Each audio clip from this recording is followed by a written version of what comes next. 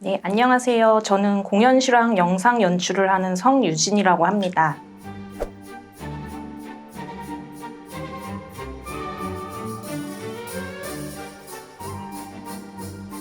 공연 실황의 그 화면을 처음부터 끝까지 구성하는 것이 공연 실황 촬영 연출가의 역할이라고 할 수 있습니다. 공연 영상을 촬영할 때 다수의 카메라로 촬영을 하는데요. 공연 영상 촬영 연출가는 그 카메라 앵글을 중앙에서 컨트롤하는 역할을 합니다. 카메라 감독님들은 제 디렉션에 따라서 앵글을 잡아주는 역할을 하는 것이고요. 크게 두 가지로 나눌 수 있는데요. 카메라별로 역할을 부여해서 각자 녹화를 뜬 후에 사후 편집으로 화면을 구성하는 방법이 있고요. 또 다른 방법은 대개 실황 영상 연출에 해당되는 방법인데요. 생중계에서 볼 수 있듯이 공연이 진행됨과 동시에 화면을 만들어 나가는 것입니다. 이 경우에는 좀 더 세밀한 카메라 콘티가 필요하거든요. 쉽게 말해 그 화면을 처음부터 쭉 끝까지 구성하는 것이 공연 실황 촬영 연출가의 역할이라고 할 수 있습니다. 공연 영상의 제작 단계는 크게 프리 프로덕션, 메인 프로덕션, 포스트 프로덕션의 세 단계로 나눠볼 수 있는데요. 먼저 프리 프로덕션은 제작 계획 수립 단계라고 할 수 있습니다. 촬영을 위한 준비 작업이 주로 이루어지는데요. 카메라, 특수 장비 등 투입되는 장비 규모를 정하고 촬영에 대한 계획이 수립되면 공연 관계자들하고 모여서 스텝 회의를 하거든요. 그때 이제 촬영 전반에 대한 내용을 공연 관계자들하고 공유를 하고 일정이라든지 촬영 컨디션에 대한 이야기가 주를 이룹니다. 그리고 가장 중요한 것은 촬영을 위한 카메라 콘티를 작성하는 것입니다.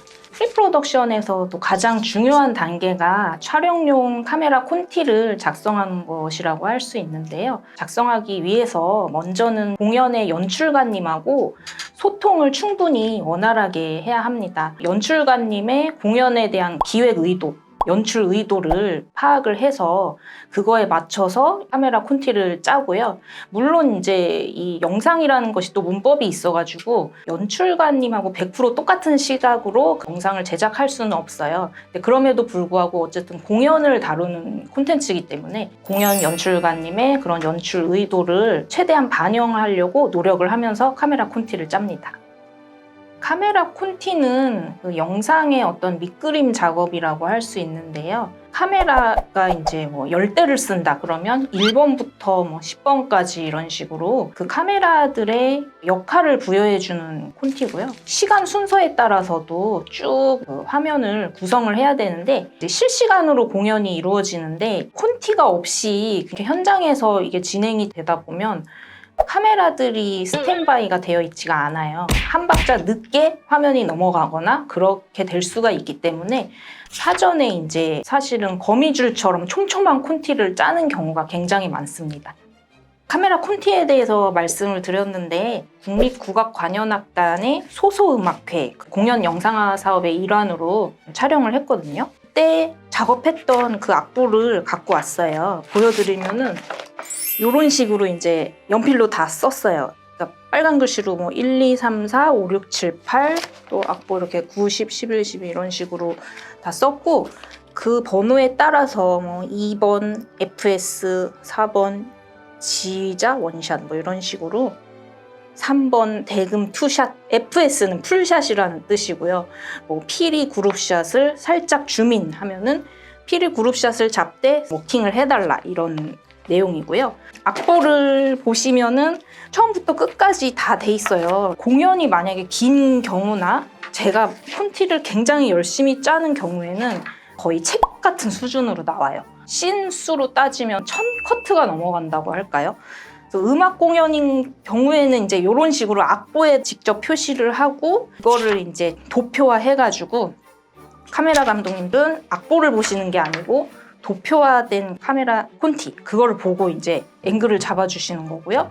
그리고 이제 스코어 리더분이 옆에서 이제 진행을 계속 얘기를 해주시는 거예요. 그래서 아무래도 연출 입장에서는 물론 이 카메라 콘티를 제가 짠 거긴 하지만 스코어 리더분이 이렇게 악보를 놓치지 않고 잘 따라가 주셔야지 원활히 진행이 되기 때문에 어떻게 보면 스코어 리더한테도 굉장히 좀 의존하면서 촬영을 진행하는 경우들이 많고요. 공연 영상 촬영을 전문적으로 하려면 어떤 식으로든 콘티가 필요한 것 같아요. 그러니까 콘티가 전혀 없이 임기응변식으로 한다. 그러면 포인트들을 못 잡고 한 템포 늦게 이렇게 진행이 될 수밖에 없거든요. 그래서 사실 제일 심혈을 기울이는 부분이 콘티를 짜는 거라고 할 수 있습니다. 메인 프로덕션은 이제 촬영을 하는 단계라고 할 수 있는데요. 사실 이 단계가 모든 영상 제작의 단계에서 가장 중요하기 때문에 모두가 가장 긴장되는 순간이거든요. 제일 처음에 계획했던 그 카메라 장비들이 각자의 위치에 이렇게 세팅이 되고요. 세팅을 한 후에는 이제 카메라 리허설을 하고 본 녹화에 들어가게 됩니다. 공연 영상화 사업처럼 고품질의 영상을 제작해야 되는 경우에는 보통 이제 카메라가 한 10대에서 20대 규모로 투입이 되고요. 촬영 횟수에 대한 것도 여러 가지 경우가 있는데요. 우리나라에서 일반적으로 가장 많이 해당되는 경우는 공연을 실시간 생중계 하듯이 1회 촬영으로 편집을 하는 경우가 있고요. 그게 아닌 경우에는 이제 무관중으로 1회를 찍고 또 유관중일 경우에 1회를 또 찍어서 이렇게 2회차를 편집으로 이렇게 섞어서 제작을 하는 경우가 있고요. 좀 미진하게 어떤 부분이라든지 심혈을 기울여서 찍어야 되는 씬들 같은 경우에는 패치 촬영이라고 해서 그런 특정 씬들만 따로 촬영을 하는 경우가 있습니다. 사실 포스트 프로덕션도 이전 단계에 비해서 굉장히 긴 시간이 걸려요. 그 단계에서 하는 것들이 이제 가편집, 그리고 색 보정, 음향 믹싱 마스터링, CG, 그리고 영화용 작업 같은 경우에는 이제 영화용 마스터링인 DCP 작업이 포함되거든요. 그래서 이 모든 과정을 총괄하는 것이 그 연출가의 역할이라고 할 수 있습니다. 가편집이 끝난 후에 후반 작업은 일종의 메이크업과 같은 그런 작업이라고 저는 생각을 하는데요. 그 사실 가편집된 영상을 보면 굉장히 밋밋하고 어떻게 보면 좀 재미가 없어요. 근데 이제 색을 좀 입히고 음향도 현장감 있게 그렇게 작업을 하고 종합적으로 편집을 마치게 되면 굉장히 영상이 뚜렷한 그런 아이덴티티를 갖게 되고 저는 개인적으로 이 단계를 가장 좋아하거든요. 제가 가편집까지는 직접 관여를 해서 하지만 그 이후의 과정들에 대해서는 그 후반 작업자들의 어떤 역량에 따라서 또 굉장히 그 차이가 많이 나거든요. 그래서 그런 것들을 그냥 제가 이렇게 볼 수가 있는 단계이기 때문에 저한테는 좀 매력 있는 단계라고 할 수 있습니다. 기본적으로 어떤 전공을 하든지 큰 상관은 없는데요. 그래도 공연 영상이다 보니까 아무래도 이제 예술 계통이라든지 영상 계통이라든지 좀 진행하는 데 있어서 훨씬 수월하다고 할 수 있습니다. 이 분야 같은 경우는 사실 자격증이라든지 어떤 시험 같은 거는 없고요. 이런 일을 하는 회사, 뭐 방송국이라든지 외주 프로덕션이라든지 그런 곳에 이제 입사를 해서 그 회사에서 일을 배우는 것이 방법이라고 할 수 있는데요. 예전에 비해서 좀 요즘에는 그런 일을 배울 수 있는 채널은 많아졌습니다. 저는 그러니까 학생 때부터 공연을 굉장히 좋아해서 일주일에 평균적으로 3번 그 정도는 항상 공연을 봤었거든요. 그게 이제 아무래도 좀 직업까지 이어진 것 같아요. 대학 졸업하고서는 공연기획사 인턴으로도 잠깐 일을 했었고요. 이제 예술 관련 TV방송국에 취업을 하게 돼서 일을 배웠고 하다 보니까 또 매력을 느끼게 돼서 쭉 이 길을 가고 있는 것 같습니다. 이 분야를 논할 때 이제 빼놓을 수 없는 게 코로나 상황인데요.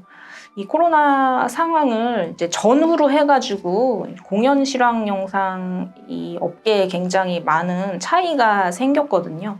대면 공연을 원활하게 좀 할 수 없었던 경우다 보니까 이제 시청하시는 분도 그렇고 공연 관계자도 그렇고 공연 실황 영상에서 이렇게 굉장히 생동감 있는 영상 이런 것들을 많이 원하시더라고요. 아무래도 그런 영상물의 품질? 그런 것에 대한 요구가 굉장히 커진 상황입니다. 그래서 이 분야의 미래는 저는 매우 밝다고 생각합니다. 물론 이제 공연 실황 영상만으로 큰 시장이 형성되는 것은 사실 쉽지 않다고는 생각을 하지만 어쨌든 제가 이렇게 일을 하면서 피부로 느끼는 거는 전문가를 원한다. 그런데 아직까지는 이런 일을 전문적으로 할 수 있는 팀이나 연출가가 많이 없기 때문에 제가 볼 때는 이 분야가 좀 국내에서는 아직까지는 블루오션이라고 생각을 합니다.